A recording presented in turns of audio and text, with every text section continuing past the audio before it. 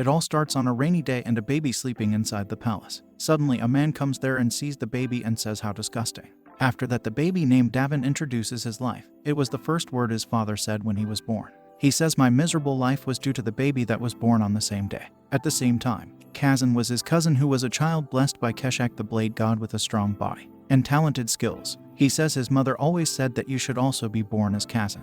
After that, he says that he found out later just why his mother and father were so disappointed in him, because he had no right arm. He also said that is why his mother also whispered to him every night, that will you please just die for my sake. And he always said no to dying because he heard what his father said when he was in her mother's womb, that this child would become his hope, to beat his brother's son because he couldn't be able to beat his brother. So he wanted his son to take his revenge by beating his brother's son. But he was born only with one arm and was not blessed by any god. And at last, he says that he was a child who sinned against his parents, just by being born. Meanwhile, 1 year later Kazan started walking, and he was playing with maidservants in the garden.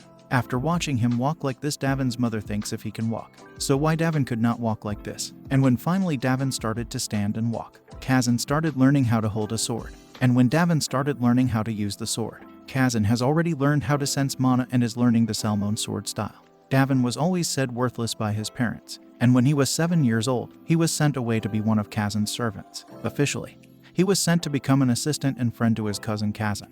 But in truth, his parents sold him for 300,000 ruden, and he was always tortured by Kazan. Kazan always hated him right from the beginning, and he was always the target of his rage. He always had to hold his tears in, no matter what. Not because it hurt, but because he couldn't endure the fact that all the so-called adults around them ignored or encouraged what was going on. There were no true adults there. It was said that Davin's uncle was a great nobleman, but he left the manor a long time ago and never returned, without an adult to hold him back. Kazan grew up to be a completely terrible human being.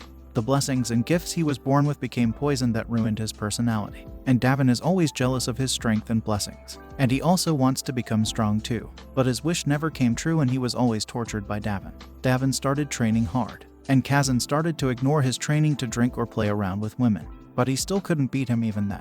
But Davin knew that they wouldn't always be like this forever. 3 months later, a match happened between Davin and Kazan in front of the people of their empire. But this time Davin was so much more powerful, and he was finally able to beat Kazan after 29 years. He has lost to him numerous times in unofficial spars, and people always told him to give up. They made fun of him and called him a fool for being so hard-working. But finally, he made it. Then he says to Kazan that if I had been you, I wouldn't have wasted my life on alcohol, drugs, and women. I would have lived a life much more fulfilling than beating up those weaker than me. And saying all that, he starts moving outside the arena. But suddenly Kazan stabs him from behind with his sword named Solis. It is a sword that only a direct descendant of House Samiani can use. It holds a special type of mana that only they can use anti-magic.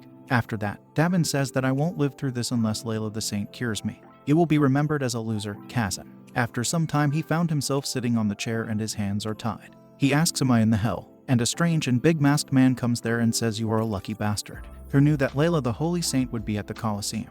Being the kind person, she cured a rotten bastard like you. She performed a miracle. After listening to that, Davin says is that I am alive, but my whole body is in terrible shape. I'm barely alive and breathing right now. Then the strange man asks Davin, did you make a contract with the demon? After listening to that, Davin replies, what are saying? Then the strange man says, why are you acting surprised? There's no way a fool like you could beat Master Kazan otherwise. Your parents also testified against you, so you can't hide it anymore. After listening to that, Davin thinks, is that so? Then the strange man says, we have already found a vial of your blood, and the sacrifices you killed to make a contract with a demon. You sacrificed 300 innocent children to do that.